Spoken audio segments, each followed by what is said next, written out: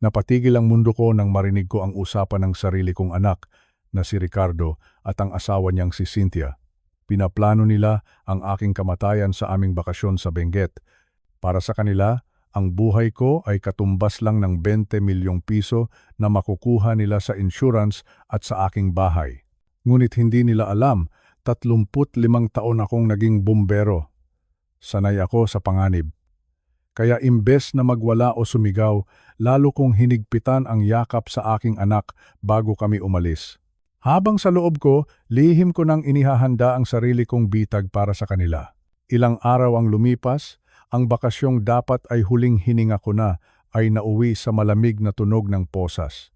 Nakita ko ang mukha ni Ricardo na biglang namutla habang pinalilibutan siya ng mga pulis sa gitna ng kagubatan. Hindi niya akalaing ang amang akala niya ay mahina, ay siyang magpapakulong sa kanya.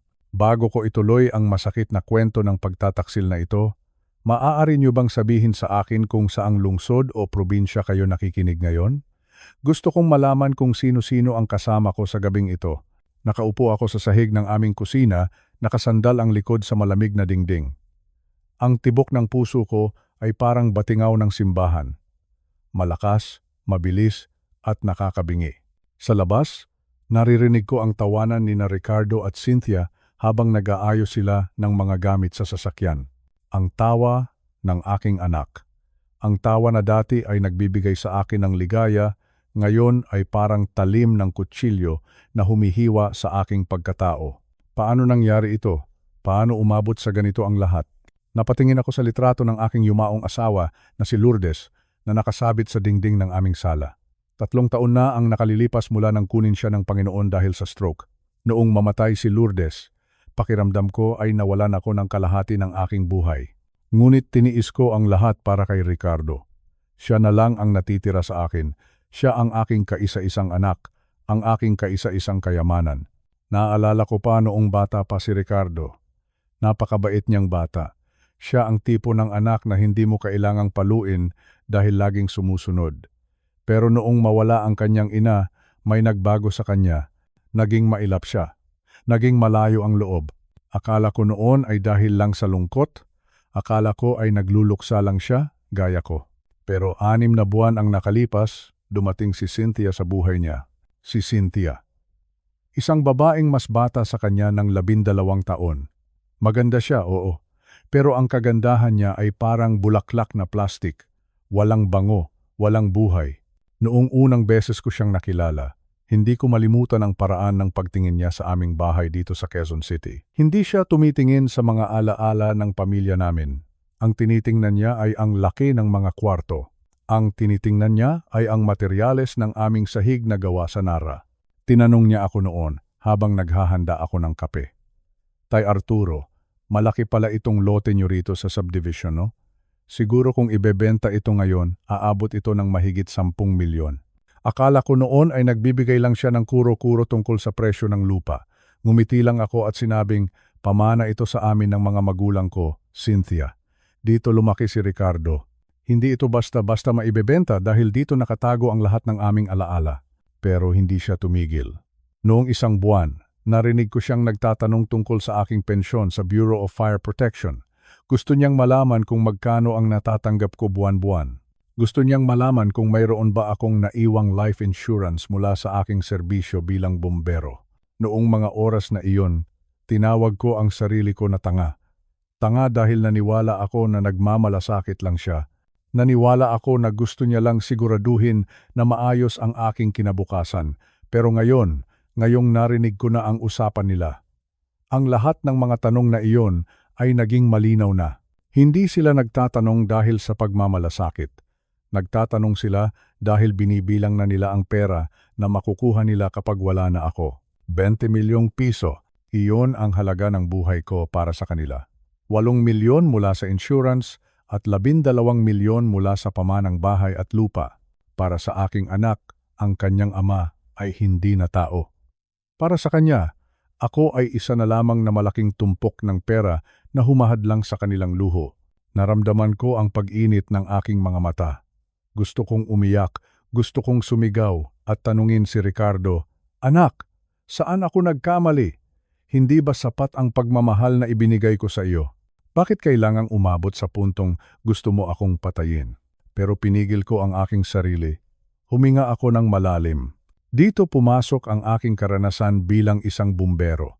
Sa loob ng 35 taon, pumasok ako sa mga gusaling nilalamon ng apoy. Nakakita ako ng mga taong nag-aagaw buhay sa gitna ng usok. Sa trabaho ko, kapag natakot ka, mamamatay ka. Kapag nagpanik ka, wala kang maililigtas. Ang takot ay kailangang gawing lakas. Ang kaba ay kailangang gawing diskarte. Tiningnan ko muli ang litrato ni Lourdes. Mahal ko, bulong ko sa aking sarili. Huwag kang mag-alala. Hindi ako magpapatalo. Hindi ko hahayaan na ang ating anak ay maging isang mamamatay tao. Sa sandaling iyon, ang lungkot na nararamdaman ko ay napalitan ng isang matinding determinasyon. Isang desisyon na kasing tigas ng bakal. Kung iniisip ni Ricardo at Cynthia na ako ay isang matandang ulyanin na madaling itulak sa bangin, nagkakamali sila, maaaring matanda na ang aking katawan. Maaaring masakit na ang aking mga tuhod kapag lumalamig ang panahon. Pero ang utak ko ay matalas pa rin. At ang puso ko ay sanay na sa pakikipaglaban. Tumayo ako ng dahan-dahan. Pinagpag ko ang aking pantalon at inayos ang aking polo. Kinuha ko ang aking salamin sa mata sa ibabaw ng mesa. Tiningnan ko ang sarili ko sa salamin. Nakita ko ang isang lalaking maraming kulubot sa mukha, pero may apoy pa rin sa mga mata. Hindi ako magiging biktima. Lalakad ako kasama nila paakyat ng Benguet. Sasama ako sa kanilang bakasyon, pero hindi ako pupunta roon para mamatay. Pupunta ako roon para iligtas ang sarili ko. At para harapin ang katotohanan, lumabas ako ng pinto ng kusina na may ngiti sa aking mga labi. Isang ngiti na hindi nila mahahalata na may itinatagong plano. Nakita ko si Ricardo na papalapit sa akin. Tay, nahanap mo na ba ang salamin mo? Halika na, baka gabihin tayo sa daan. Mahirap magmaneho paakyat ng Baguio kapag madilim na, sabi ni Ricardo sa akin. Ang boses niya ay napakaamo, napakamalambing. Kung hindi ko narinig ang usapan nila, siguradong maniniwala ako sa kanya.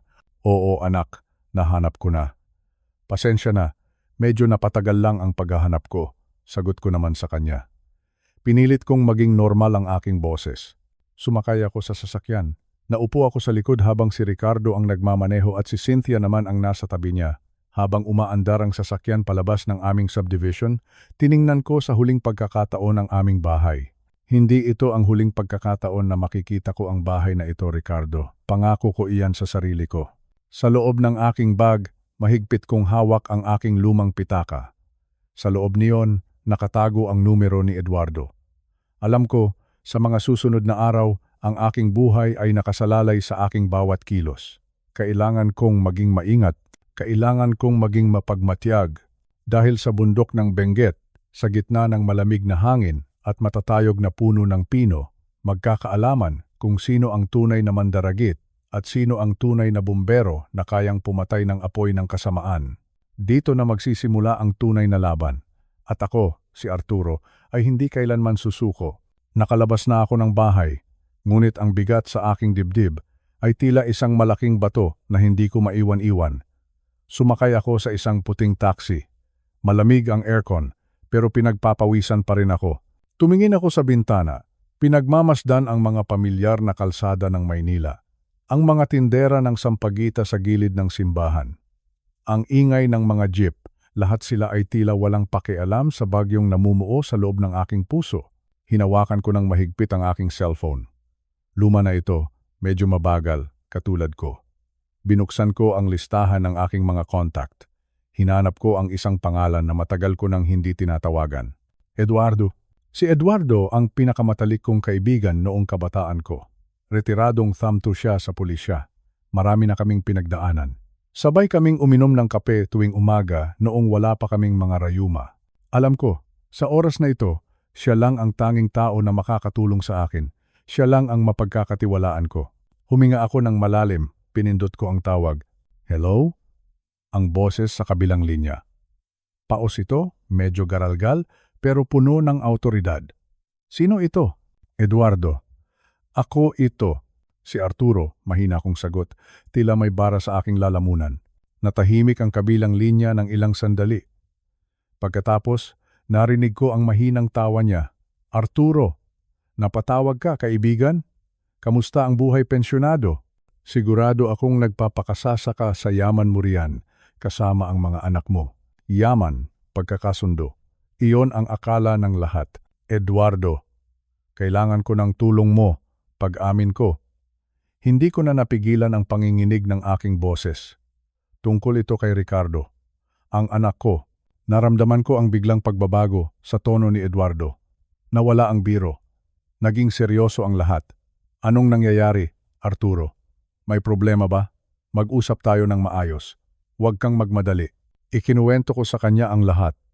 Ikinuwento ko ang mga dokumentong nakita ko, ang mga plano ni Ricardo na ilipat ang aking mga ari-arian sa pangalan niya, ang mga pirma na tila pineke, ang sakit, Eduardo, ang sakit-sakit na malaman na ang sarili mong dugo at laman, ang taong pinalaki mo ng maayos, ay siya pang maglalagay sa iyo sa alanganin.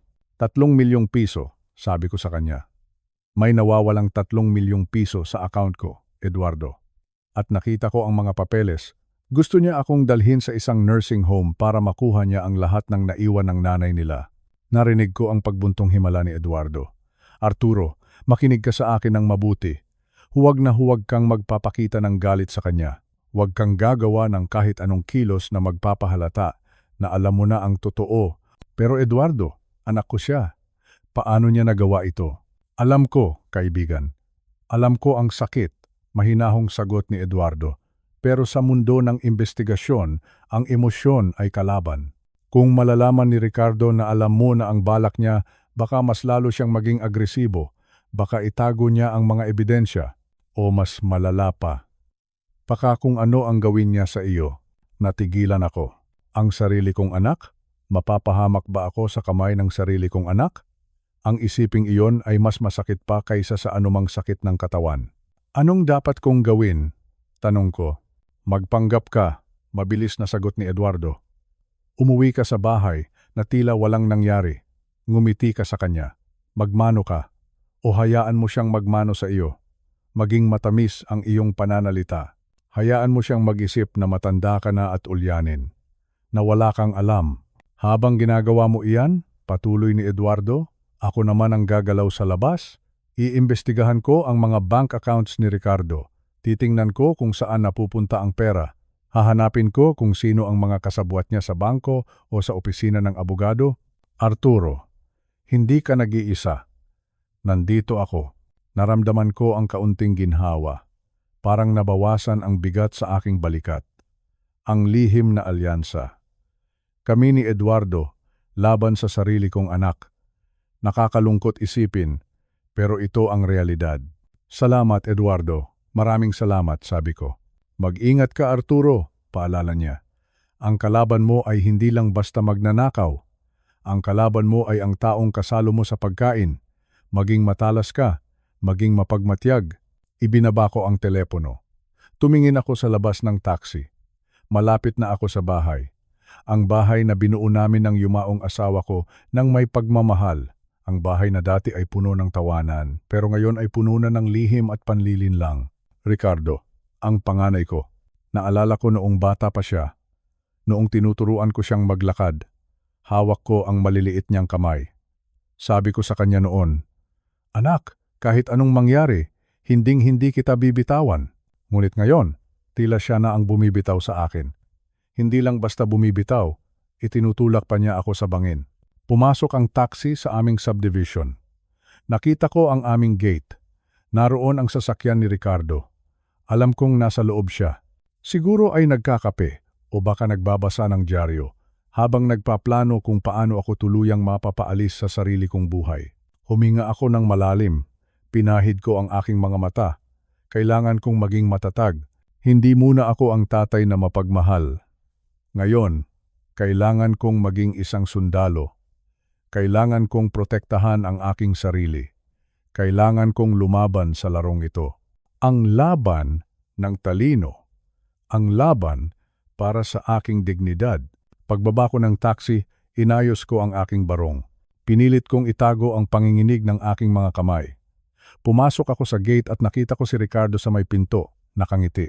Isang ngiti na dati ay nagbibigay sa akin ng saya, pero ngayon ay nagbibigay sa akin ng kilabot. Pa, saan ka galing? Tanong niya. Napakaganda ng tono ng boses niya.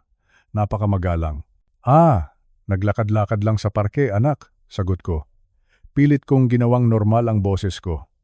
Ang ganda ng panahon, di ba? Opo pa. Halika na sa loob, nakahanda na ang merienda. Pinaghanda kita ng ensaymada at mainit na tsokolate. Ngumiti ako.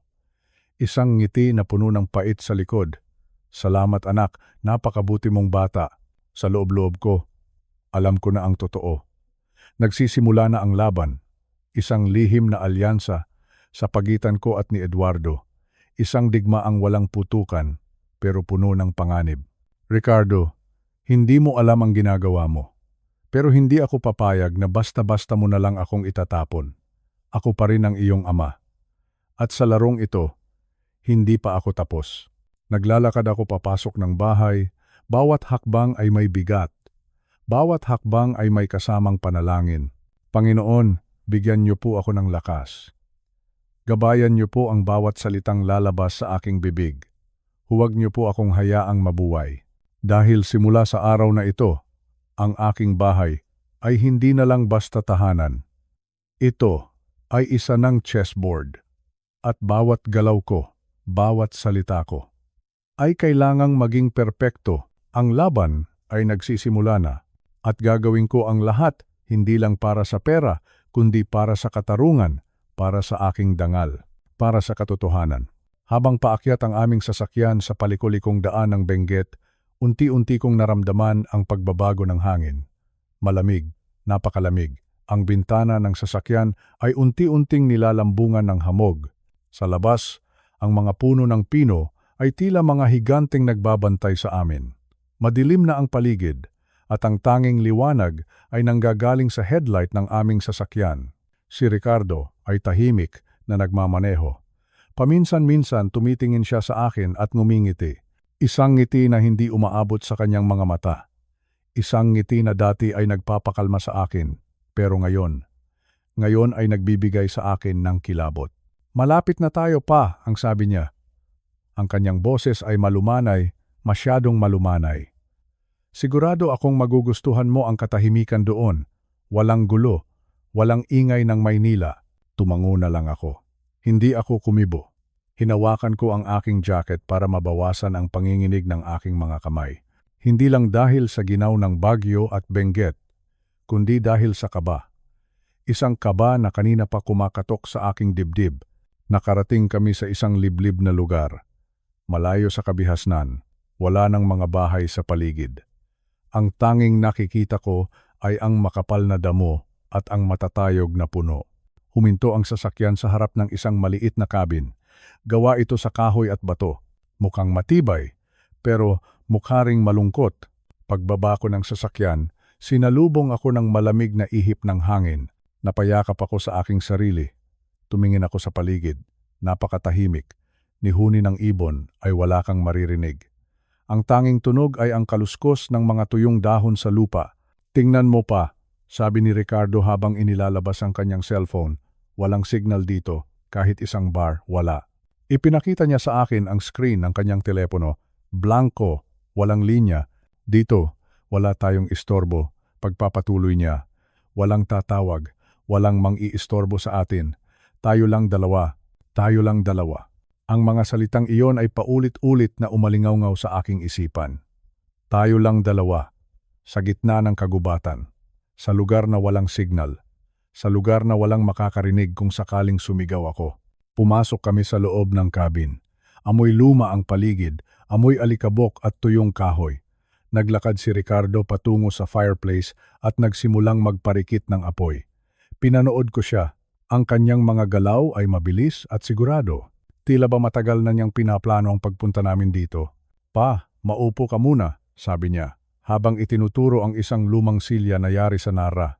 Magtimpla ako ng kape, para uminit ang pakiramdam mo. Naupo ako. Ang lamig ay tila pumasok na sa aking mga buto. Pinagmasdan ko ang aking anak mula sa likuran. Ricardo, ang aking panganay, ang aking pangarap. Paano nauwi sa ganito ang lahat? Naalala ko ang sinabi ni Eduardo sa telepono. Arturo, huwag kang magpapahalata. Magpanggap ka. Kinuha ko ang aking cellphone mula sa bulsa. Sinubukan kong tingnan kung totoo ang sinabi ni Ricardo. Tama siya, walang signal, no service, ang nakalagay sa itaas na bahagi ng screen. Sinubukan kong mag-text kay Eduardo, pero hindi ito maipadala. Narito na ako, sa loob ng hanggan ng tigre. Isang bitag. Ito ay isang bitag. Isang bitag. Ang salitang iyon ay tila isang malakas na tambol sa aking ulo. Bitag, bitag, bitag. Inilapag ni Ricardo ang isang tasa ng kape sa harap ko. Ang usok nito ay humahalo sa lamig ng silid. Uminom ka muna pa. Mukhang pagod na pagod ka. Tumingin ako sa kanya. Ang kanyang mukha ay maliwanag dahil sa apoy mula sa fireplace.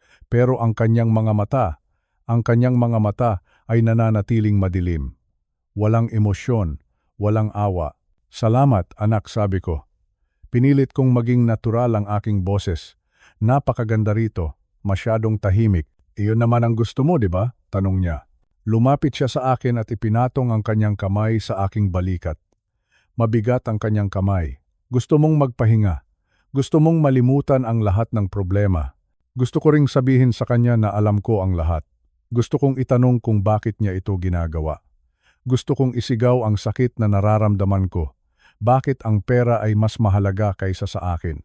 Bakit ang 3 milyong piso ay mas matimbang kaysa sa pagmamahal ng isang ama? Pero nanatili akong tahimik. Uminom ako ng kape. Mapait ito.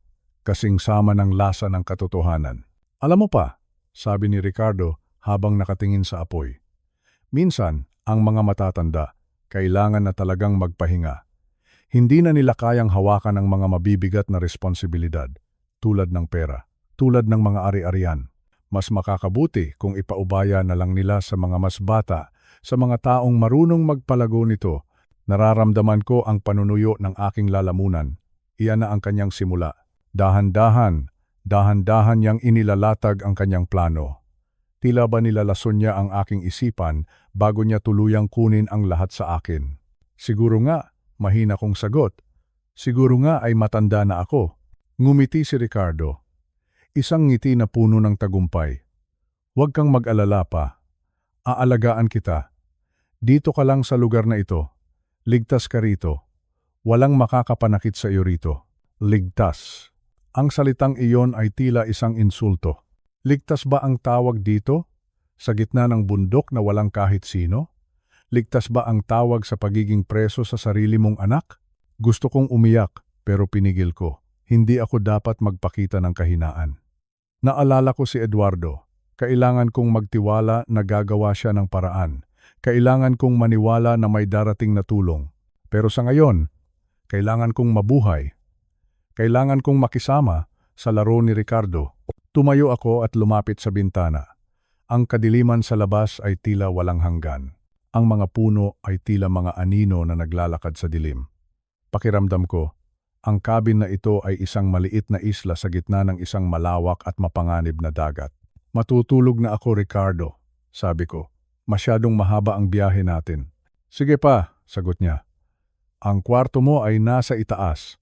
Inayos ko na ang mga gamit mo roon. Huwag kang mag-alala. Ako ang magbabantay sa ibaba. Magbabantay. O magbabantay para hindi ako makatakas? Umakyat ako sa hagdan. Bawat baitang ay tumutunog. Bawat tunog ay tila babala. Pumasok ako sa kwarto at isinara ang pinto. Walang lock, walang susi. Humiga ako sa kama. Matigas ang kutsyon, malamig ang kumot. Nakatingin lang ako sa kisame, nakikinig sa bawat tunog sa ibaba. Narinig ko ang pagbukas at pagsara ng pinto ng cabin. Narinig ko ang mahinang pag-uusap ni Ricardo sa labas. Sino ang kausap niya? Akala ko ba ay walang signal dito? Dahan-dahan, bumangon ako at sumilip sa bintana ng kwarto. Nakita ko si Ricardo sa labas. May hawak siyang satellite phone. Isang phone na gumagana kahit walang cell signal. Nakatalikod siya sa akin, pero naririnig ko ang mahina niyang tawa. Ayos na ang lahat, sabi niya sa kausap niya. Nasa loob na siya, wala siyang magagawa. Oo, pirma na lang ang kailangan. Madali na iyon. Napahawak ako sa aking dibdib. Ang tibok ng puso ko ay tila sasabog. Pirma. Ang tanging kailangan niya ay ang aking pirma. At kapag nakuha na niya iyon, ano nang mangyayari sa akin? Napaupo ako sa sahig. Ang lamig ng Benguet ay tila nanuot na sa aking kaluluwa. Wala akong magawa. Wala akong matakbuhan. Ngunit sa kabila ng takot, may isang bagay na nabuhay sa loob ko. Galit. Isang matinding galit. Hindi ako pwedeng sumuko ng ganito na lang. Kung akala ni Ricardo na ulyanin na ako, nagkakamali siya. Ako si Arturo. Ako ang nagpatayo ng bahay na ito. Ako ang nagpalaki sa kanya. At hindi ako papayag na ang huling kabanata ng buhay ko ay isusulat ng isang taong walang utang na loob. Nandito ako sa loob ng hanggan ng tigre. Pero hindi ako biktima. Ako ay isang ama na lumalaban para sa kanyang buhay. Pikit mata akong nanalangin. Panginoon, huwag niyo po akong pababayaan. Bigyan niyo po ako ng talino. Bigyan niyo po ako ng lakas. Sa labas, patuloy ang pag-ihip ng malakas na hangin. Ang mga puno ng pino ay patuloy sa kanilang pagsasayaw sa dilim. At sa loob ng cabin, nagsimula na ang pinakamahabang gabi ng aking buhay. Isang gabi na puno ng lihim. Isang gabi na puno ng panganib. Ngunit kahit gaano pa kadilim ang gabi, alam kong darating ang umaga. Handa ng lumaban. Handa ng mabuhay. Hindi pa tapos ang laban, Ricardo. Hindi pa tapos. Tahimik ang paligid, ngunit sa loob ng dibdib ko, tila may mabilis na pagtambol ng kulasisi. Ang hapon sa lalawigang ito ay karaniwang payapa. Ang tanging maririnig mo lang ay ang huni ng mga kuliglig at ang kaluskos ng mga dahon ng saging sa labas. Ngunit sa pagkakataong ito, ang katahimikan ay tila isang mabigat na kumot na nakabalot sa akin. Lolo Arturo, lalabas lang po muna ako sandali, paalam ni Ricardo. Maghahanap lang ako ng dagdag na panggatong para sa ating pagluluto mamayang gabi. Mukhang uulan pa yata. Kailangang makakuha tayo ng tuyong kahoy bago pa magdilim. Tumango lang ako. Pilit na pinapakitang mahinahon. Sige, mag-ingat ka anak, ang sagot ko. Ngunit habang tinitingnan ko ang kanyang likod na papalayo sa aming tinutuluyan, may kung anong kaba ang bumabalot sa aking puso. Si Ricardo, ang lalaking tinuring ko ng parang sariling dugo, bakit tila may itinatago siyang kadiliman sa kanyang mga mata. Nang masiguro kong malayo na siya at sapat na ang distansya niya sa kakahuyan, hindi na ako nag-atubili. Ang aking mga tuhod ay medyo sumasakit na dahil sa rayuma, ngunit binaliwala ko muna ito.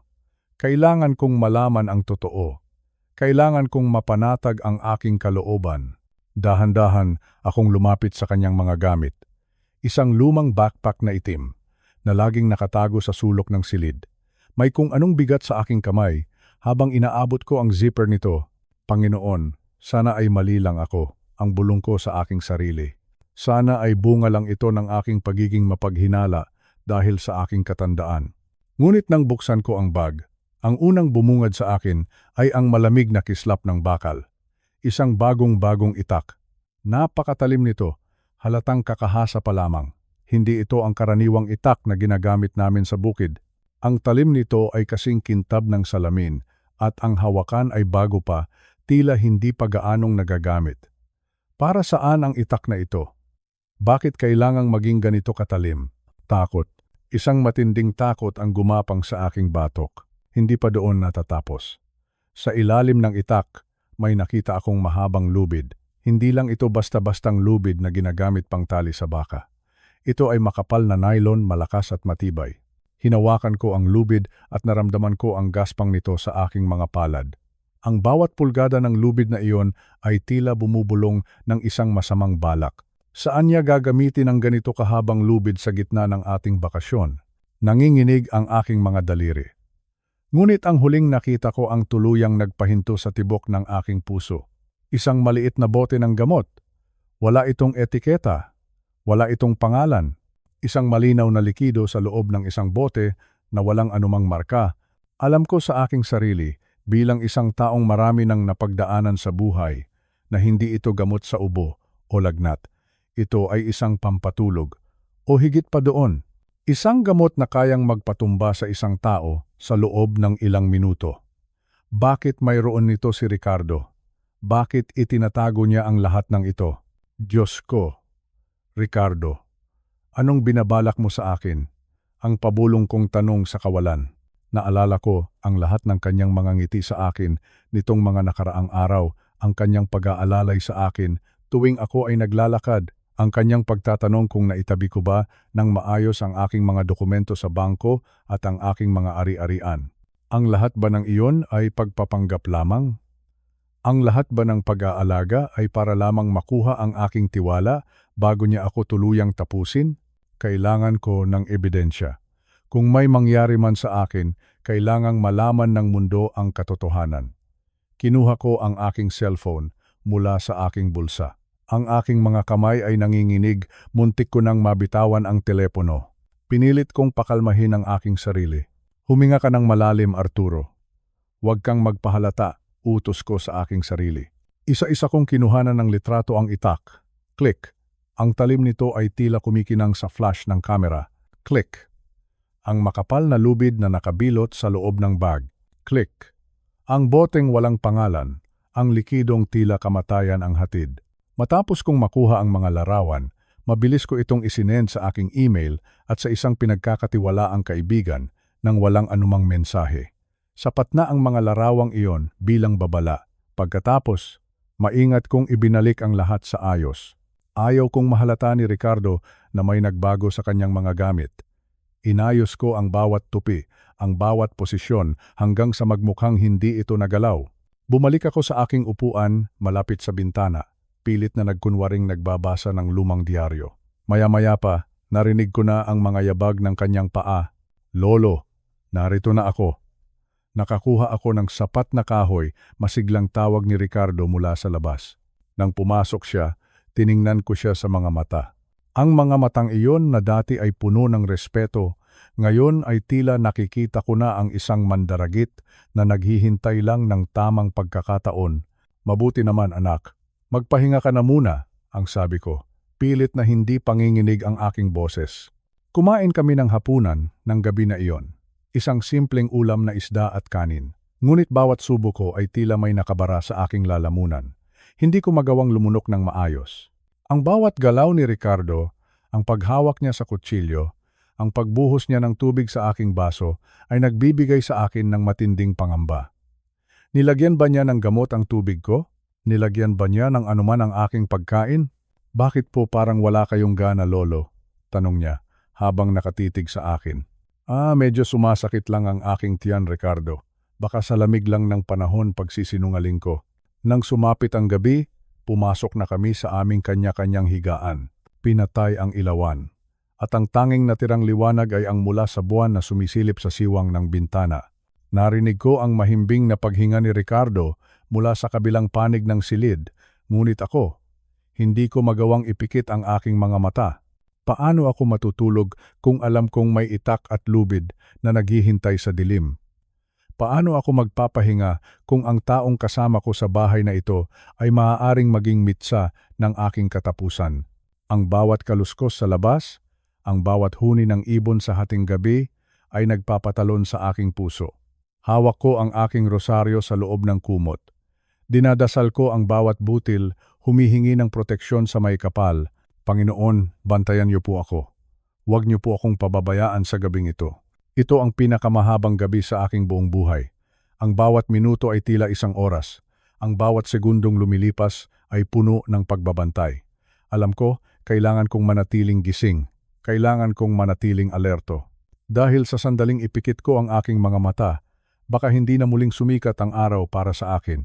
Sa ilalim ng kadiliman, habang nakatitig ako sa kisame, isa lang ang sigurado, ang laban na ito para sa aking buhay ay nagsisimula pa lamang at hindi ako susuko ng ganoon na lang. Kahit na ako ay matanda na, kahit na ang aking katawan ay mahina na, ang aking espiritu ay nananatiling matatag. Ricardo, kilala na kita. At sa gabing ito ako ang magiging bantay ng sarili kong buhay. Walang pikit, walang tulog, hanggang sa muling magbukas ang liwanag ng umaga. Napakalamig ng umaga dito sa Benguet. Ang hamog ay tila isang makapal na kumot na bumabalot sa buong bayan. Maaga akong ginising ni Ricardo. Sabi niya, kailangan naming bumaba sa sentro ng bayan para mamili ng mga pagkain at iba pang gamit. Sumakay kami sa sasakyan. Tahimik ang biyahe. Pinagmamasdan ko ang mga bangin sa gilid ng daan. Ang bawat liko ay tila isang paalala kung gaano kalayo ang kinalalagyan namin mula sa ligtas na mundo. Nakarating kami sa isang maliit na palengke. Hindi ito katulad ng mga mall sa Maynila. Dito, ang mga tao ay magkakakilala. Ang amoy ng sariwang gulay, ang usok ng inihaw na mais, at ang ingay ng mga mamimili ay nagbigay sa akin ng panandaliang ginhawa. Pa, maupo ka muna rito sa may bench, sabi ni Ricardo. Itinuro niya ang isang luma at gawa sa kahoy na upuan sa tapat ng isang tindahan. Bibit-bitin ko lang itong mga delata at bigas. Huwag kang aalis diyan ha, baka mawala ka. Mawala. Ngumiti ako ng pilit. Ang salitang iyon ay may ibang kahulugan sa aking pandinig. Alam ko, hindi siya natatakot na mawala ako sa palengke. Natatakot siya na humanap ako ng paraan para makatakas. Tumango ako at naupo. Pinanood ko siyang pumasok sa loob ng tindahan.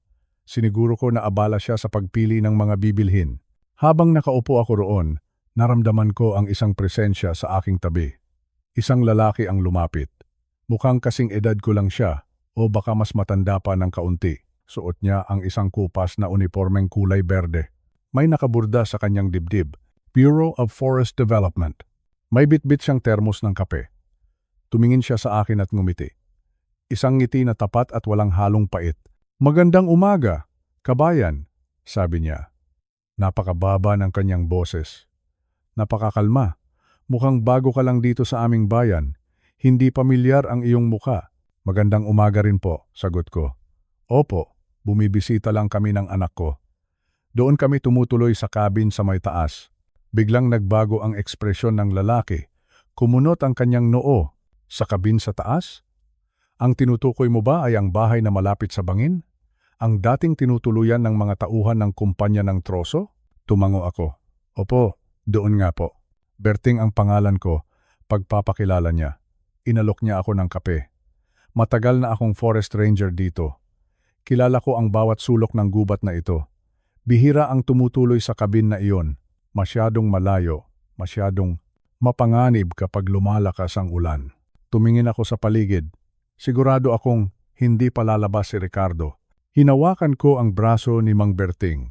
Naramdaman ko ang gaspang ng kanyang balat ng isang taong sanay sa hirap at tapat na pagtatrabaho. Mang Berting, kailangan ko po ng tulong niyo, bulong ko. Puno ng pagsusumamo ang aking boses. Hindi siya nagulat. Tila ba nakita na niya ang takot sa aking mga mata bago ko pa man ito sabihin. Anong problema, kabayan? Mukha kang balisa.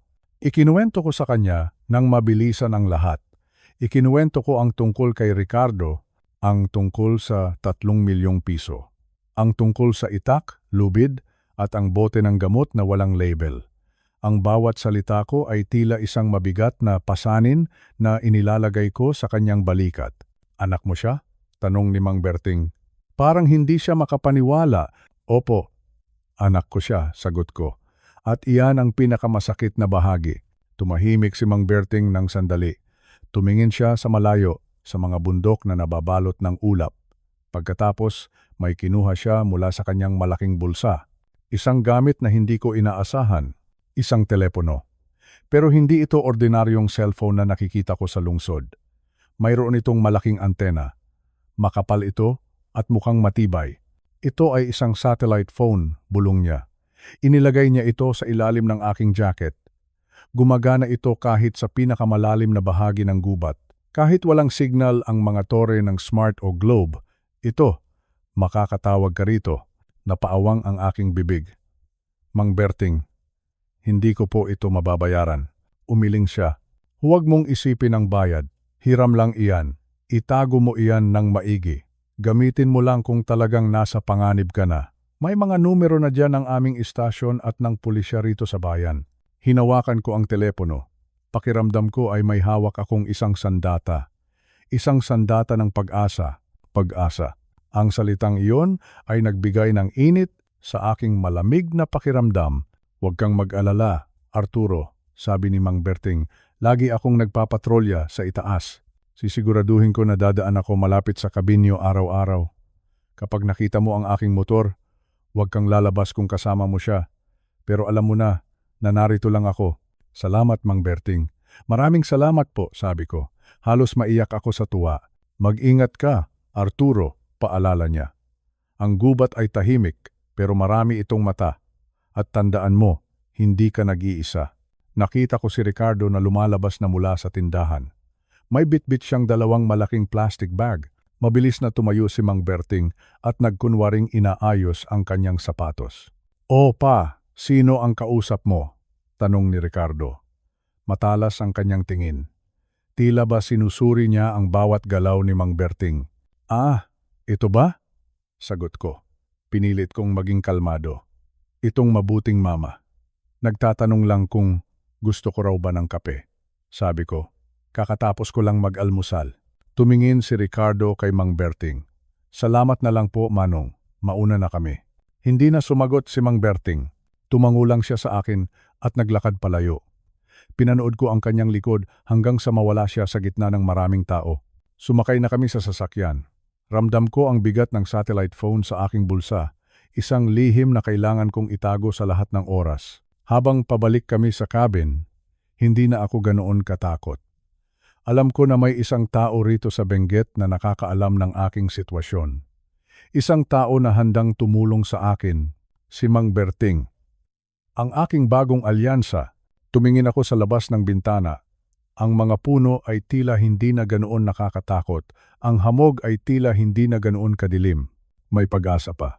Kahit nasa loob ako ng lungga ng tigre, mayroon na akong paraan para humingi ng saklolo. Pagkarating namin sa kabin, muling bumalik ang katahimikan. Pero sa loob ng aking puso, may isang apoy na nagsisimulang mag-alab. Isang apoy na hindi basta-basta mapapatay ni Ricardo. Hihintayin ko ang tamang pagkakataon. Hihintayin ko ang tawag ni Eduardo. At sa tulong ni Mang Berting, sisiguraduhin ko na ang katotohanan ay lalabas. Dahil sa dulo ng lahat, ang kabutihan ay palaging mananaig. Nararamdaman ko ang bigat ng bawat segundong lumilipas. Pero ngayon, handa na akong maghintay. Handa na akong lumaban. Hindi mo ako matatalo, Ricardo. Hindi mo matatalo ang iyong ama. Pumasok ako sa loob ng cabin. Dala ang aking sikreto. Dala ang aking pag-asa. At sa gabing ito, alam ko, makakatulog ako nang may kaunting kapayapaan sa aking puso. Salamat, Mang Berting. Salamat sa iyong kabutihan. Ang laban ay patuloy. At sa pagkakataong ito, hindi na ako nag-iisa sa gitna ng masukal na gubat. Ang gabi ay tila mas mabigat kaysa sa mga nakaraang araw. Nakaupo ako sa aking lumang tumba-tumba sa balkonahe habang pinagmamasdan ang dahan-dahang paglamo ng dilim sa mga puno ng niyog sa paligid. Dito sa probinsya, ang katahimikan ay madalas na nagbibigay ng payapa sa puso. Pero ngayong gabi, ang katahimikang ito ay may dalang kakaibang kaba. Isang uri ng kaba na dumidiretso sa aking mga buto. Hawak ko ang aking satellite phone. Isang gamit na bihirang tumunog maliban na lamang kung may napakahalagang balita at kanina lang tumunog ito. Ang boses ni Eduardo sa kabilang linya ay hindi mapakali. Si Eduardo, ang matalik kong kaibigan na naging kanang kamay ko sa negosyo sa loob ng maraming dekada, ay parang hirap na hirap ilabas ang mga salita. Sinabi niya sa akin ang isang katotohanang mas masakit pa sa anumang sakit ng katawan. Ang anak kong si Ricardo, ang panganay ko, ay baon sa utang. Hindi lang ito basta-bastang utang, 10 milyong piso. 10 milyong piso dahil sa pagsusugal at maling mga desisyon. Noong una, ayaw maniwala ng puso ko. Sabi ko sa sarili ko, hindi. Baka nagkakamali lang si Eduardo. Pero alam ko ang katotohanan. Alam ko ang ugali ni Eduardo. Hindi siya tatawag ng ganito kalalim ang gabi para lang sa isang hula-hula, 10 milyong piso. Isang halagang sapat na para sirain ang dangal ng isang tao at ang mas masakit pa roon.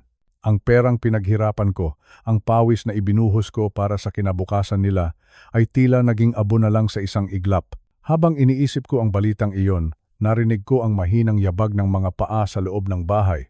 Si Ricardo iyon. Kanina pa siya pabalik-balik, tila hindi mapakali, tila may malalim na iniisip. Nagkunwari akong natutulog, ngunit ang totoo, ang bawat pandinig ko ay nakatutok sa kanya. Pumasok siya sa silid sa tabi ng balkonahe. Narinig ko ang mahinang pagpindot niya sa kanyang cellphone. May tinawagan siya dahil sa katahimikan ng gabi at sa lapit ng kinalalagyan ko. Malinaw kong narinig ang boses niya. Iyon ay ang kanyang asawa. Dahan-dahan, inilabas ko ang aking recorder. Isang maliit na bagay na itinago ko sa ilalim ng aking unan. Pinindot ko ang record. Gusto kong malaman kung hanggang saan ang kayang gawin ng sarili kong dugo at laman. Narinig ko siyang bumulong. Ang boses niya ay hindi ang boses ng anak na kilala ko. Ito ay boses ng isang taong desperado. Isang taong nilamon na ng dilim. Sinabi niya sa kanyang asawa na huwag mag-alala. Sinabi niya na matatapos na ang lahat ng problema nila. Ngayong gabi, sabi niya. Ngayong gabi ay itatapos ko na ang lahat. Ang mga salitang iyon ay parang kutsilyong sumaksak sa aking dibdib. Pero ang sumunod niyang sinabi ang tunay na nagpaguho sa aking mundo. Ikinuwento niya ang kanyang balak, magtitimpla raw siya ng mainit na inumin para sa akin. Isang tasa ng tsaa o kape na hinaluan ng gamot na pampatulog. Isang gamot na sapat para mawalan ako ng malay. At kapag nakatulog na raw ako, kapag wala na akong kalaban-laban, bubuhatin niya ako. Dadalhin niya ako sa dulo ng Vakhada. Doon sa mataas na bangin na tanaw ang dagat at doon niya ako itutulak. Gagawin niyang magmukhang aksidente. Isang matanda na naglakad sa gabi, nalito at nahulog. Isang trahedya, ika nga nila. At pagkatapos niyon, ang lahat ng mana, ang lahat ng ari-arian, ang lahat ng perang natitira sa akin ay magiging kanya na, pambayad sa kanyang utang, panimula sa kanyang bagong buhay. Habang nakikinig ako sa recording na iyon, naramdaman ko ang pagtulo ng aking luha. Hindi ito luha ng takot. Ito ay luha ng matinding panghihinayang. Naalala ko noong maliit pa si Ricardo. Noong tinuturuan ko siyang lumakad, noong hawak-hawak ko ang kanyang maliliit na kamay para hindi siya matumba. Binigyan ko siya ng lahat. Lahat ng pagmamahal, lahat ng gabay, ngunit heto tayo ngayon. Ang kamay na dati kong inaalalayan ay siya palang kamay na magtutulak sa akin sa kamatayan. Kasakiman. Isang napakapangit na salita. Akala ko sa mga pelikula ko lang ito mapapanood. Akala ko sa mga kwento-kwento lang sa radyo ito nangyayari. Pero heto, ang katotohanan ay nasa harap ko na.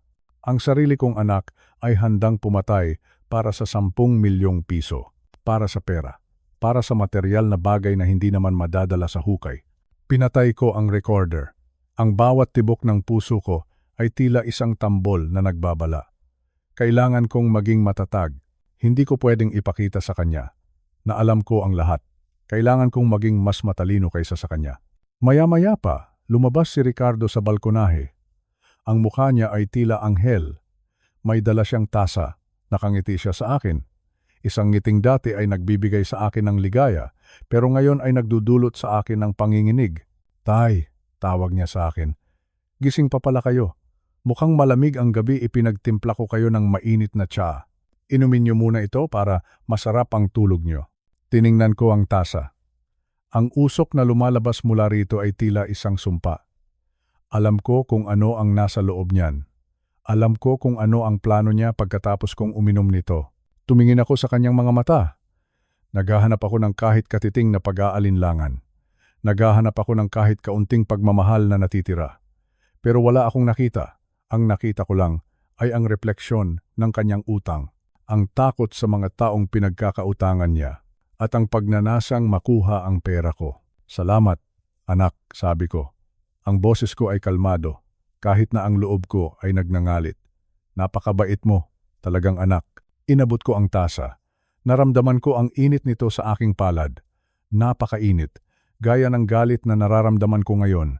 Sa isip ko, tinatanong ko ang Panginoon. Bakit? Saan ako nagkamali? Binigyan ko sila ng marangyang buhay. Tinuruan ko silang maging mabuting tao.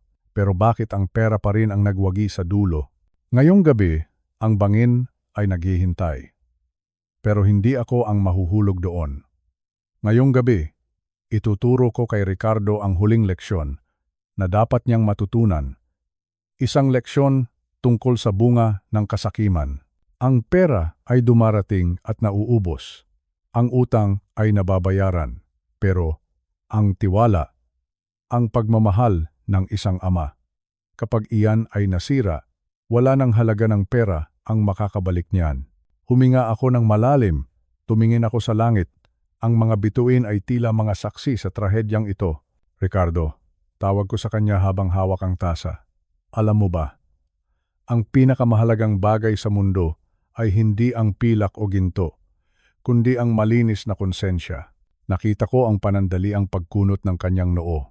Marahil ay nagtataka siya kung bakit ko ito sinasabi. Pero hindi na mahalaga iyon. Ang mahalaga ay ang susunod na mangyayari. Ang katotohanan ay lumabas na at wala nang balikan ito. Ang gabi ay mahaba pa. At sa ilalim ng liwanag ng buwan, ang tunay na kulay ng bawat isa sa amin ay mahahayag. Hindi ako papayag na ang kasamaan ang manaig sa pamamahay na ito. Dahan-dahan, itinaas ko ang tasa. Tila isang pag-aalay sa madilim na tadhana na aming kinakaharap. Ang labanang ito ay hindi na lang tungkol sa buhay ko. Ito ay tungkol sa kaluluwa ng aking anak. At bilang ama, kailangan kong gawin ang nararapat kahit gaano pa ito kasakit.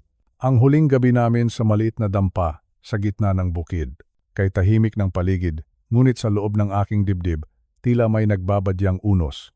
Pinagmamasdan ko ang aking anak na si Ricardo habang inihahanda niya ang aming hapunan.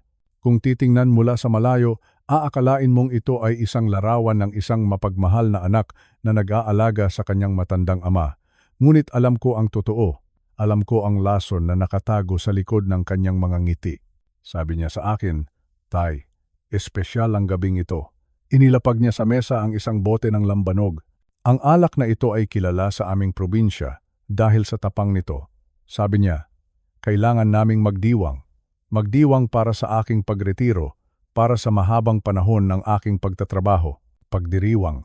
Isang pagdiriwang na ang dulo ay kamatayan. Iyon ang plano niya. Umupo kami sa tapat ng isa't isa. Ang liwanag mula sa gasera ay gumagawa ng malalaking anino sa dingding. Ramdam ko ang bawat pintig ng aking puso. Kabado, oo. Pero kailangan kong manatiling kalmado. Kinuha ni Ricardo ang 2 baso. Nakita ko ang bahagyang panginginig ng kanyang mga kamay habang isinasali ng alak. "Tay," sabi niya, habang iniabot sa akin ang isang baso. "Inumin niyo po ito. Para makatulog kayo ng mahimbing mamaya, karapat-dapat lang na makapagpahinga na kayo. Makatulog ng mahimbing." Alam ko kung ano ang ibig niyang sabihin.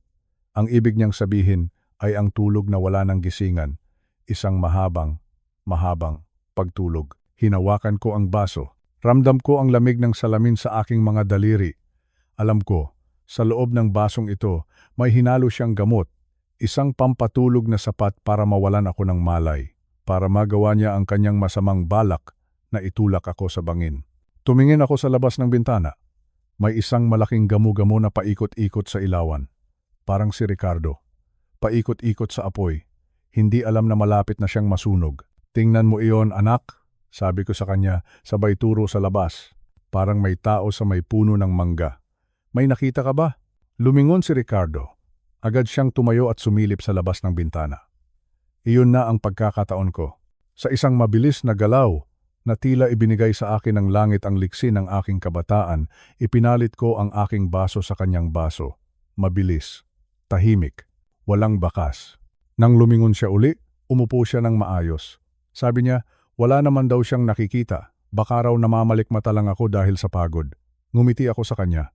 Isang ngiting puno ng pait. "Siguro nga, anak. Pagod lang ito," sagot ko sa kanya. Itinaas niya ang kanyang baso. Ang baso na akala niya ay para sa akin, pero ngayon ay nasa kanyang mga kamay na. "Cheers, Tay," sabi niya, "para sa inyong bagong simula." Uminom siya. Nilagok niya ang alak ng dire-diretso. Nakita ko ang pagbaba at pagtaas ng kanyang lalamunan. Ubos. Walang natira. Ako naman ay nagkunwaring umiinom, ngunit bahagya ko lang itong idinampi sa aking labi. Lumipas ang ilang minuto. Nagpatuloy siya sa pagkukuwento tungkol sa kanyang mga pangarap. Sabi niya, kapag nakuha na niya ang pera mula sa insurance at sa mga ari-arian, babayaran niya ang kanyang mga utang, 10 milyong piso. Ang halaga ng aking buhay sa kanyang paningin. Ngunit habang nagsasalita siya, napansin ko ang pagbabago sa kanyang boses. Ang kanyang mga salita ay nagsimulang magkabuhol-buhol. Ang kanyang mga mata ay tila nahihirapang tumuon sa akin. Tay, bulong niya. Bakit parang biglang bumigat ang ulo ko? Sumandal siya sa lumang sofa. Ang sofa na laging inuupuan ng kanyang ina noong nabubuhay pa ito. Inaantok lang siguro ako, sabi pa niya. Pinilit niyang idilat ang kanyang mga mata, pero wala siyang laban sa gamot na siya rin ang naglagay. Dahan-dahan, unti-unti. Bumagsak ang kanyang mga kamay sa kanyang kandungan. Ang kanyang paghinga ay naging mabigat at malalim. Nakapikit na siya. Tulog na ang anak ko. Tulog na ang taong nagtangkang pumatay sa akin. Tumayo ako mula sa aking upuan. Pinagmasdan ko ang kanyang mukha. Sa ilalim ng liwanag ng gasera, mukha siyang bata. Mukha siyang walang malay. Ngunit sa likod ng mukhang iyon ay ang katotohanang hinding-hindi ko malilimutan, traidor. Isang anak na naging traidor sa sariling ama. Hindi na ako nag-aksaya ng panahon. Kinuha ko ang aking satellite phone. Pinindot ko ang numero na ibinigay sa akin ni Eduardo. Isang signal, isang hudyat na oras na. Handa na ang lahat, sabi ko sa kabilang linya. Ang boses ko ay hindi nanginginig. Ito ay boses ng isang taong tapos na ang lahat ng luha. Lumabas ako sa balkonahe. Sa malayo, nakita ko ang mga ilaw. Ang mga ilaw ng sasakyan ng mga pulis at ng mga rangers ng bukid, papunta na sila rito. Mabilis silang kumikilos sa gitna ng kadiliman. Bumalik ako sa loob at tiningnan uli si Ricardo. Hindi siya magigising hanggang bukas ng umaga. At paggising niya, hindi na ang mukha ko ang makikita niya. Ang makikita niya ay ang malamig na rehas ng bilangguan, masakit. Napakasakit para sa isang ama na makitang ganito ang kahahantungan ng kanyang anak. Pero ito ang kailangan. Ito ang nararapat. Ang kasalanan ay may kabayaran. Ang kasakiman ay may hangganan. Naupo ako sa tabi niya sa huling pagkakataon. Hinaplos ko ang kanyang buhok gaya ng ginagawa ko noong bata pa siya. Patawad, anak, bulong ko sa hangin. Patawad dahil kailangan kong gawin ito para iligtas ka sa iyong sarili. Naririnig ko na ang mga yabag ng mga pulis sa labas. Ang tunog ng mga radyo. Ang kalansing ng kanilang mga kagamitan. Ang gabi ay matatapos na. At bukas ay isang bagong araw para sa akin. Isang araw na wala ng takot. Isang araw na malaya na ako sa anino ng aking sariling dugo. Ang lambanog sa mesa ay nanatiling saksi. Isang saksi sa isang hapunan na hindi kailanman malilimutan. Ang huling hapunan ng isang amang nagmahal at ng isang anak na naligaw ng landas dahil sa kinang ng salapi. Natapos na ang lahat. Sa wakas. Natapos na rin. Ang katahimikan ng madaling araw ay binasag ng nakatutulig na tunog ng sirena. Sa labas ng aming lumang bahay, ang mga pulang ilaw ng sasakyan ng pulis ay nagmimistulang mga nanunuring mata na kumukurap-kurap sa dilim. Malamig ang simoy ng hangin, ngunit mas malamig ang pakiramdam sa loob ng aking dibdib. Ako si Arturo, isang ama na sa sandaling ito ay nararamdamang gumuho ang buong mundo sa aking paanan. Dahan-dahan akong pumasok sa silid ni Ricardo. Doon, nakita ko siyang mahimbing pang natutulog. Mukha siyang inosente, parang noong sanggol pa lamang siya na hinihele ko sa aking mga bisig. Ngunit ang katotohanan ay isang malupit na lason. Ang aking anak, ang aking kaisa-isang pag-asa, ay naging isang estranghero sa sarili naming tahanan. Nang pumasok ang mga pulis, ang tunog ng kanilang mabibigat na bota sa sahig na nara ay tila bawat pintig ng aking puso. Ricardo. Ricardo, gising. Anak, mahina kong tawag. Bagaman ang boses ko ay nanginginig. Nagising si Ricardo, nagulat na gulat. Nanlaki ang kanyang mga mata nang makita ang mga unipormadong lalaki na nakapaligid sa kanyang kama. Tatay? Ano ito? Bakit sila nandito? Tanong niya. Ang boses ay puno ng pagkalito. Ngunit sa likod ng kalituhang iyon, nakita ko ang takot. Ang takot ng isang taong huli na sa kanyang kasalanan. Tumayo ako ng tuwid kahit na ang aking mga tuhod ay tila bibigay na. Tumingin ako ng diretso sa kanyang mga mata. Ricardo, tapos na ang pagtatago. Tapos na ang mga kasinungalingan, wika ko. Nararamdaman ko ang init ng luha na nagsisimulang dumaloy sa aking mga kulubot na pisngi. Naalala mo pa ba, Ricardo? Panimula ko? Ang aking boses ay gumaralgal sa tindi ng emosyon. Naalala mo pa ba noong 8 taong gulang ka pa lamang? Noong nahulog ka sa rumagasang tubig ng ilog Pasig dahil sa iyong kapilyuhan, muntik ka ng malunod noon. Wala akong pag-aalinlangan na tumalon sa tubig kahit hindi ako marunong lumangoy ng maigi. Ipinusta ko ang aking buhay para lang mailigtas ka. Dahil sa isip ko noon, ikaw ang aking buhay. Ikaw ang aking kinabukasan. Huminto ako para huminga ng malalim. Ang bawat salita ay parang kutsilyong humahati sa aking lalamunan. Simula noon, wala akong ibang ginawa kundi ang magsakripisyo. Nagtrabaho ako bilang kargador sa palengke mula madaling araw hanggang gabi. Tinitiis ko ang bigat ng mga sako ng bigas sa aking likuran hanggang sa mamaltos ang aking mga balikat at sumakit ang aking mga buto. Lahat ng iyon ay para sa iyo, para makatapos ka ng pag-aaral, para hindi mo maranasan ang hirap na dinanas ko. Nagpatuloy ako, habang ang mga pulis ay tahimik na naghihintay. Tila nirerespeto ang pait ng sandaling ito. Binigay ko sa iyo ang lahat. Kahit ang huling 500 piso sa aking pitaka, ibibigay ko sa iyo para lang may pambaon ka, kahit na ang ibig sabihin yon ay magtitiis ako sa tubig at asin na lamang ang ulam. Akala ko, pinalaki kitang may dangal. Akala ko, pinalaki kitang may takot sa Diyos at pagmamahal sa kapwa. Itinuro ko ang kanyang mga kamay, na ngayon ay pilit na itinatago sa ilalim ng kumot. Ngunit ano ang ginawa mo, Ricardo? Ang mga kamay na iyan, ang mga kamay na hinawakan ko noong bata ka pa para turuan kang lumakad. Ang mga kamay na iyan ay nabahira na ng dugo. Pumatay ka, Ricardo, pumatay ka ng isang inosenteng tao. Ang salitang pumatay ay naging matunog sa loob ng silid. Parang isang malakas na kulog na yumanig sa buong bahay. Nakita ko ang pagyukod ng kanyang ulo. Hindi siya makatingin sa akin. Masakit, Ricardo. Napakasakit, sabi ko, habang hinahawakan ko ang aking dibdib. Ang sakit na nararamdaman ko ngayon ay mas matindi pa sa anumang hirap ng trabaho na naranasan ko sa buong buhay ko. Mas pipiliin ko pang malunod sa ilog noong araw na iyon kaysa mabuhay ng ganito. Ang makita ang sarili kong anak na naging isang kriminal. Huminga ako ng malalim at pinunasan ang aking mga luha. Ang aking mukha, na dati ay puno ng pagmamahal, ay naging matigas na parang bato. Mula sa araw na ito, Ricardo, pinuputol ko na ang ugnayan nating dalawa. Wala na akong anak. Ang Ricardo na minahal ko, ang Ricardo na iniligtas ko sa ilog, ay matagal nang namatay. Ang kaharap ko ngayon ay isang estranghero, isang mamamatay tao. Tatay, pakiusap. Huwag niyo pong sabihin yan. Pagmamakaawa niya. Ang kanyang boses ay nanginginig sa iyak. Pero huli na ang lahat. Ang bawat patak ng aking luha ay naging simbolo ng aking huling paalam. Tumingin ako sa opisyal ng pulisya. Ang aking tinig ay naging malamig at formal. Seryente, kunin niyo na siya. Dalhin niyo na ang taong ito. Wala siyang puwang sa tahanang ito. Ang batas na ang bahala sa kanya. Dahil ang katarungan ay hindi marunong magbulag-bulagan kahit na sarili ko pa siyang laman at dugo.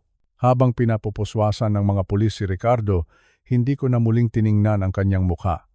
Narinig ko ang kalansing ng bakal.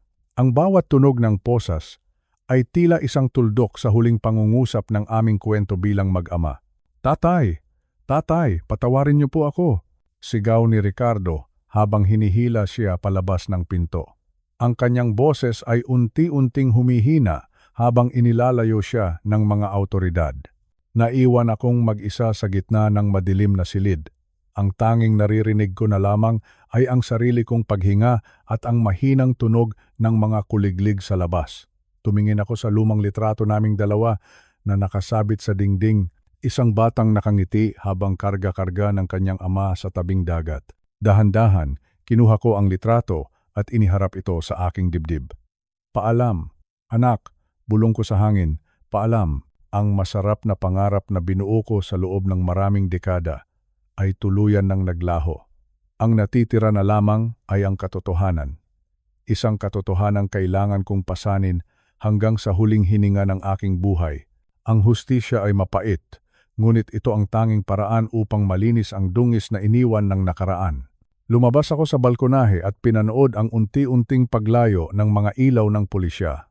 Ang liwanag ng bukang liwayway ay nagsisimula ng sumilip sa silangan, ngunit para sa akin, ang mundo ay mananatiling madilim sa loob ng mahabang panahon. Sa bawat hakbang ng pagtanda, akala ko ay nakita ko na ang lahat ng hirap. Ngunit wala palang mas hihirap pa sa pagtalikod sa sarili mong dugo para lamang panindigan ang tama. Ang aking puso ay durog. Ngunit ang aking kaluluwa ay kailangang manatiling matatag para sa mga biktima, para sa katotohanan, at para sa sarili kong katahimikan. Ito na ang wakas ng aming pagsasama. Isang wakas na hindi ko kailanman ninais, ngunit isang wakas na kailangang tanggapin.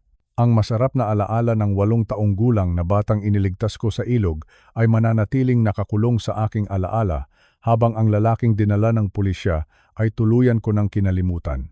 Ang sakit ay mananatili. Ang sugat ay hindi kailanman hihilom, ngunit sa gitna ng lahat ng ito, alam ko na ginawa ko ang nararapat. Ang katarungan ay mas matimbang kaysa sa pag-ibig na nabulag ng pagkakasala. At sa katahimikan ng umagang iyon, naramdaman ko ang bigat ng aking bawat taon. 65 taon na ako sa mundong ito, at ang kabanatang ito ang pinakamahirap na isara. Ngunit kailangan para sa katahimikan ng aking konsensya, para sa dangal ng aming pamilya na kanyang nilapastangan. Paalam, Ricardo. Sa kabilang buhay na lamang tayo muling magkita, kung saan wala ng kasalanan, wala ng dugo, at wala ng mga luha ng isang sawing ama. Sa wakas, natapos din ang mahabang gabi. Ang hatol ng hukuman ay pinalna. Sila Ricardo at Cynthia ay nahatulan ng pagkakakulong ng maraming taon. Masakit, napakasakit para sa isang ama na makitang nasa likod ng rehas ang sariling anak. Ngunit alam ko sa aking puso na ang katarungan ay kailangang mangibabaw. Ang pag-ibig na walang disiplina ay hindi tunay na pag-ibig. Ito ay isang aral na natutunan ko sa pinakamahirap na paraan. Hindi na ako nagatubili. Ibinenta ko ang aming lumang bahay sa Maynila. Ang bahay na iyon, ang bawat sulok niyon, ay may bakas ng nakaraan na nais ko nang bitawan. Ang mga alaala ng panloloko at sakit ay iniwan ko na sa mga dingding niyon. Gamit ang natirang pera, na nagkakahalaga rin ng ilang milyong piso, nagpasya akong magsimula muli. Dinala ako ng aking mga paa sa malamig na kabundukan ng Benguet. Dito, sa gitna ng mga puno ng pino at makapal na hamog, nahanap ko ang katahimikan na matagal ko nang hinahanap. Naninirahan ako ngayon malapit sa aking matalik na kaibigang si Mang Berting. Si Berting ang nagpaalala sa akin na ang buhay, kahit sa dapit hapon na, ay maaari pa ring maging makulay. Tuwing umaga, habang humihigop ako ng mainit na kape, pinagmamasdan ko ang pagsikat ng araw sa likod ng mga bundok. Ang simoy ng hangin dito ay malinis. Parang hinuhugasan nito ang lahat ng pait na naipon sa aking dibdib sa loob ng mahabang panahon. Madalas kaming magtipon-tipon ng mga kapwa ko senior citizen dito sa aming barangay. Nakaupo kami sa ilalim ng malaking puno, nagtatawanan, at nagbabahagi ng mga kwento. Ngunit ang aking kwento ang laging hinahanap nila. Hindi dahil ito ay madrama, kundi dahil ito ay puno ng pag-asa. Sinasabi ko sa kanila, ang pagtanda ay hindi nangangahulugan ng pagsuko. Sinasabi ko sa kanila na hindi dahil tayo ay mahina na ang katawan, ay hahayaan na nating tapakan ang ating dangal. Kailangan nating manindigan. Iyan ang lagi kong paalala sa kanila. Kailangan nating mahalin ang ating sarili bago ang iba. Ngayon, sa edad kong 68, pakiramdam ko ay ngayon pa lamang ako tunay na nabubuhay. Ang aking gabi ay puno ng mga bituin. Minsan, tumitingala ako sa langit at humihinga ng malalim, isang malalim na hininga ng kalayaan. Ipinagmamalaki ko ang aking sarili. Ipinagmamalaki ko na, sa kabila ng lahat ng pananakot at pananakit, pinili kong iligtas ang aking buhay. Hindi ako naging biktima hanggang sa huli. Ako ay naging isang mandirigma. Ang aking buhay ay parang ang tuktok ng Benguet sa madaling araw. Maaring malamig, maaring may hamog. Ngunit ang liwanag ay laging dumarating. Ang sikat ng araw ay humahalik sa aking balat, nagbibigay ng init at bagong lakas. Wala na ang takot, Wala na ang kaba. Ang tanging natitira ay ang kapayapaan. Isang tunay at wagas na kapayapaan. Salamat, Panginoon. Salamat dahil sa edad kong ito, nahanap ko ang lakas na bumangon. Salamat dahil sa gitna ng dilim, ako mismo ang naging sarili kong liwanag. Ito ang aking huling paalam sa mapait na nakaraan at ang aking matamis na pagbati sa bagong umaga. Dito sa Benguet, sa piling ng mga tunay na kaibigan at sa harap ng dakilang kalikasan, ako ay malaya, ako ay masaya. At higit sa lahat, ako ay buo na muli.